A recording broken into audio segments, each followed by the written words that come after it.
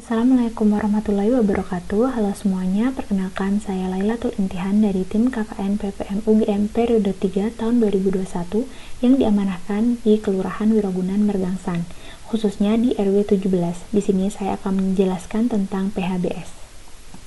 Apa itu PHBS? PHBS atau perilaku hidup bersih dan sehat adalah gerakan yang bertujuan untuk meningkatkan kualitas hidup dan kesehatan masyarakat.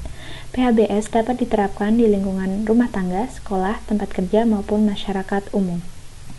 Indikator PHBS pertama, mencuci tangan dengan sabun dan air mengalir, menggunakan toilet untuk buang air besar maupun kecil dan menjaga kebersihannya, menggunakan air bersih, mengonsumsi makanan sehat dan bersih termasuk sayur dan buah-buahan, menjaga kebersihan diri dengan cara mandi, memotong kuku yang panjang dan menyikat gigi 2 kali sehari, memberantas jentik nyamuk, berolahraga secara rutin, membuang sampah pada tempatnya, menghentikan kebiasaan merokok, menghindari dan tidak mengonsumsi narkoba, psikotropika, dan zat adiktif lainnya. Di sini saya akan membahas PHBS di sekolah untuk persiapan pembelajaran tatap muka. Yang pertama, cuci tangan pakai sabun dengan air mengalir. Di sini ada fun fact. Jadi, sebanyak 80% penyakit menular ditularkan lewat sentuhan. Kemudian, sabun biasa sama efektifnya dengan sabun label antibakteri. Dan tangan lembab dapat menyebarkan 1000 kali kuman lebih banyak dari tangan kering. Jadi, kapan sih kita harus cuci tangan? Bisa setelah bermain atau memegang binatang, sebelum dan setelah makan, setelah menggunakan toilet, setelah piket dan membersihkan lingkungan sekolah, sebelum dan setelah memasuki area sekolah dan rumah, setelah bersin dan batuk.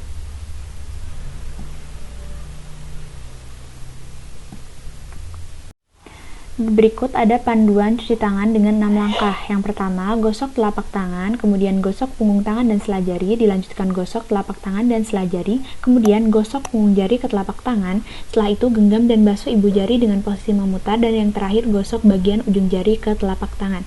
Ini dilakukan kiri kanan ya. Kemudian cuci tangan pakai sabun selama 40-60 detik ini terbukti efektif membunuh kuman penyakit dan mencegah penularan virus COVID.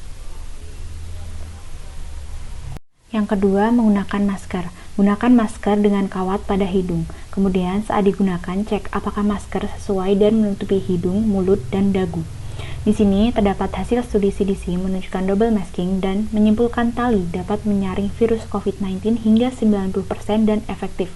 Double masking terdiri dari masker bedah didouble dengan masker kain. Kemudian selanjutnya, metode kenak entak membuat masker lebih sesuai atau fit dan rekat di wajah sehingga meminimalisir rongga pada masker. Di mana kita akan membuat seperti simpul di ujung tali masker sehingga saat digunakan nanti akan lebih rekat dan sesuai. Kemudian bagaimana sih pengelolaan masker bekas sekali pakai? Jadi pertama, kumpulkan masker bekas, kemudian lakukan desinfeksi pada masker bekas, lalu gunting dan rubah bentuk masker. Setelah itu bungkus rapat dengan plastik, kemudian buang ke tempat sampah domestik atau tempat sampah khusus masker, kemudian cuci tangan dengan sabun dan air mengalir.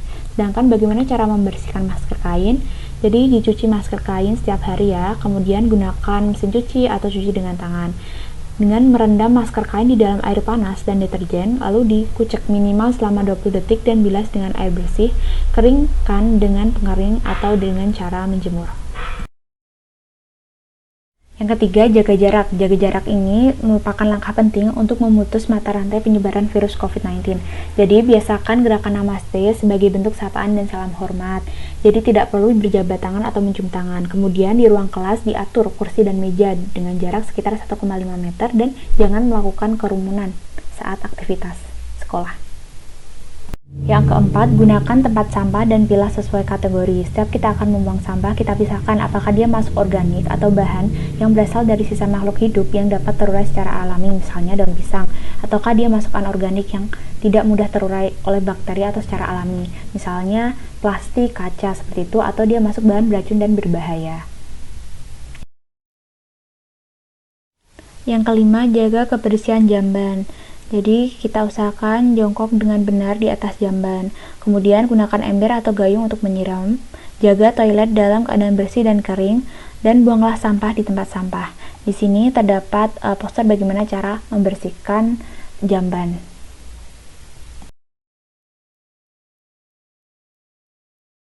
Yang keenam, pastikan MKM yang ideal. MKM atau manajemen kebersihan menstruasi merupakan pengelolaan kebersihan dan kesehatan pada saat perempuan mengalami menstruasi.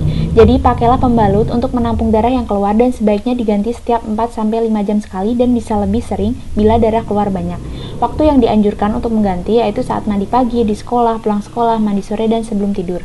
Pembalut sekali pakai harus dibuang selepas digunakan dengan dibungkus kertas atau kantung plastik dan masukkan ke tempat sampah. Jangan membuang pembalut ke dalam toilet.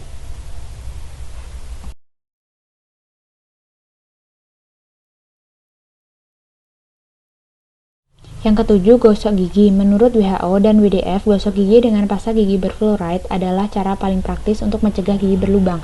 Gigi berlubang sendiri dapat menimbulkan rasa sakit, membuat anak-anak tidak dapat tidur nyenyak, menyulitkan mereka berkonsentrasi di kelas, dan dapat mengganggu saat bermain dengan teman-teman. Pada akhirnya, gigi berlubang akan menghambat perkembangan sosial anak. Jadi, sikatlah gigimu minimal 2 kali sehari, setiap pagi dan setiap sebelum tidur.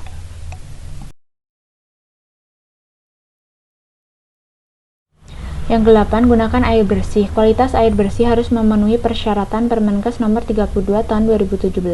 Yang pertama, syarat fisik. Air bersih tidak keruh, tanpa warna, tanpa bau, tanpa rasa, suhu 10-25 derajat Celcius. Syarat kimiawi, tidak mengandung bahan kimiawi yang mengandung racun, tidak mengandung zat kimiawi yang berlebihan, cukup iodium, pH air 6,5-9,2. Syarat bakteriologi, tidak mengandung kuman-kuman penyakit seperti disentri, kolera, dan bakteri patogen penyebab penyakit. Yang ke-9, minum obat cacing secara berkala. Penyakit cacingan sangat sering menyerang anak-anak usia sekolah di negara berkembang. Penyakit cacingan yang dibiarkan dapat menimbulkan anemia dan mengakibatkan perkembangan mental yang kurang baik. Jika anak-anak menderita cacingan, maka mereka akan kehilangan energi dan kemampuan berkonsentrasi. Yang ke-10, lakukan aktivitas fisik secara teratur dengan ceria. Aktivitas fisik dapat meningkatkan kebugaran, mengendalikan berat badan, mengendalikan tekanan darah, meningkatkan daya tahan tubuh, meningkatkan fungsi jantung, paru, dan otot. Manfaat aktivitas fisik lainnya yang mungkin tidak kita sadari adalah meningkatnya fungsi otak serta terjaganya daya ingat dan keterampilan berpikir. Di sini terdapat prinsip untuk aktivitas fisik yaitu FITT. Yang pertama F, frekuensi. Jadi seberapa sering melakukan olahraga. Disarankan 3-5 kali seminggu. Kemudian I, intensity, seberapa berat dalam melakukan olahraga. Dapat dengan sedang maupun berat. Kemudian time, waktu yang dibutuhkan setiap olahraga. Disarankan 30-45 menit tiap olahraga. Kemudian T yang terakhir yaitu type, yaitu jenis olahraga yang dilakukan, misalnya aerobik.